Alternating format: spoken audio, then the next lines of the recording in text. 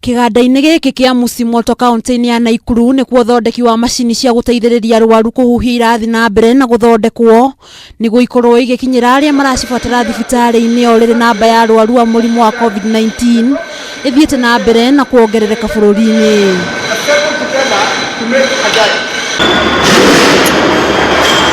Arugamiriri wa Kiganda giki Ashidisha ni atariirie ni marikitie kuoya makiria ma mbeu njithi 200 aria meguteithiriria hari uthondeki uyu kuona mareregerera gukorwo magithondeka macini 100 hari muthenya na macini 500 ihinda-ini ria kiumia kimwe. I've developed the ventilator with a team of 3 experts, and this is where we are going to be making the mechanical parts for the ventilator, which are going to be used as a robot to press the ampu bag and to press the pressure within the ventilator.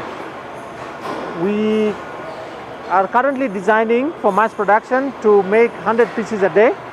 Once we have confirmed orders and once we have the confirmed KEBS standard and certification, which we've already worked on, but we are just waiting for KEBS to give us the final draft and final standards for making the ventilator in Kenya. Oho ni ongereire ati ni manyitaniire na injini ya kuuma mabururi mananja niguo gutigirira macini ici ni cia gikiro kia iguru na ni igukorwo ikihuthirwo kwa ihinda nginya riria murimu uyu uri hoto makaimana. Basically, it was a teamwork with biomedical engineers, mechanical engineers, people from America, people from Israel. We all came together to design this ventilator. So it was not much of reverse engineering, but putting all heads together to come up with the right ventilator to fight COVID on an emergency situation of what we have.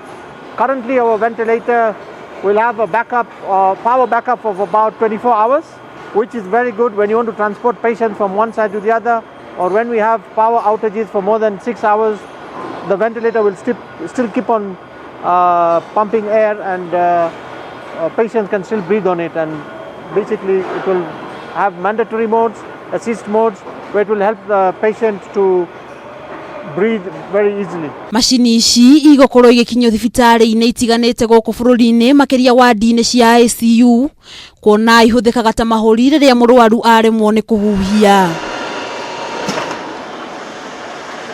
Handu-ini ha Kameme TV getwo Nduta wa Nyuthe.